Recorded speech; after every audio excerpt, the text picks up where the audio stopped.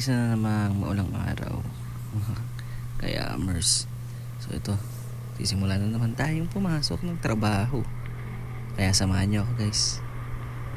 Dito medyo pag hindi ka talaga sanay sa kalsada dito sa Arten, madidisgrasya ka. Lalo at maraming lubak. Tapos kasabay mo puro truck pa. Kaya magkamali ka lang dito, pirat ka. Kaya mga kapwa ko rider, mag-ingat tayo dito. Kung lalo na kung dito tayo sa Arten dadaan papuntang Roas Boulevard. Siyempre, kailangan nyo rin mag-ingat. Alam nyo namang may uuwi pa kayong pamilya.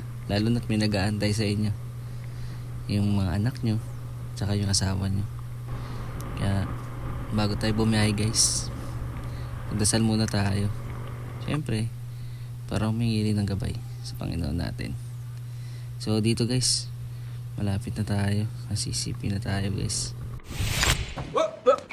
Here I come. So dito guys, pauwi naman na tayo sa trabaho.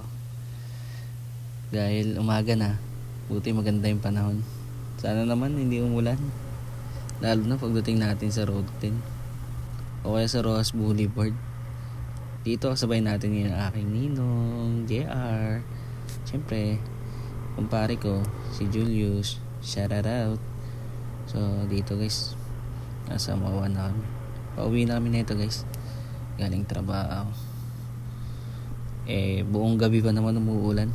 Sana naman hindi na bumuhos. Kaya medyo alanganin pa din. Kaya nagkapote na tayo. So tara guys, samahan niyo ako ulit sa ating biyahe.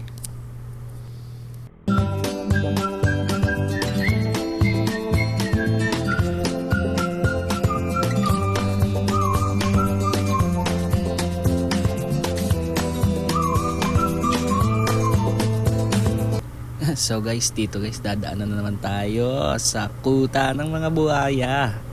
Kaya, ay nako, buti na lang dito sa dinadaan ko hindi bumabaha at hindi apektado ng flood control. So guys, tara, dito na tayo guys sa may dating Sofitel tayo. Pauwi na tayo dito guys ha. At nakakapote na tayo dahil mahirap na, baka biglang bumuhos ang ulan na naman. At alam mo naman na buong araw umuulan, lalo na kagabi. Grabe, lakas ng ulan. Kaya akala ko uuwi tayo, umuulan pa din eh. Kaya medyo relax muna habang kasama natin sila Julius at si Ninong JR. So dito guys, pauwi na kami, galing kami trabaho. Kaya tara guys, samahan niyo kami dito sa Roas Boulevard.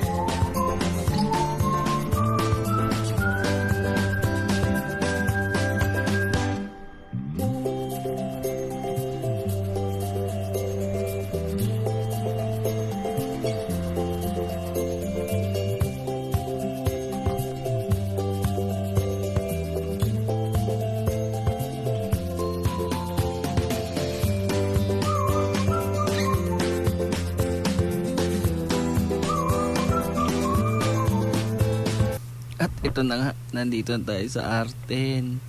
Tapos biglang bumuhos pa ang ulan. Aray ko. At buti na lang talaga, malapit na ako sa bahay. Nandito na tayo sa Kapulong. So dito kasabay pa rin natin si JR. Tapos dito sa may Velasquez, naghiwalay na kami. Dahil papunta siyang gagalawin. Eto, let's go.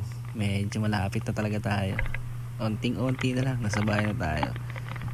Tapos pumuspa ng ganito kalakas ang ulan. Aray ko po.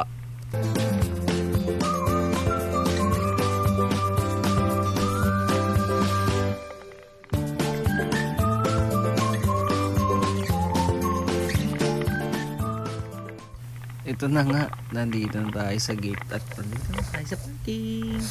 So, safe tayo nakarating. Kaya, salamat sa Diyos.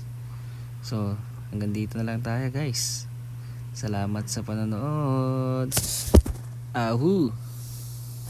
Please follow and subscribe my YouTube channel and my Facebook page.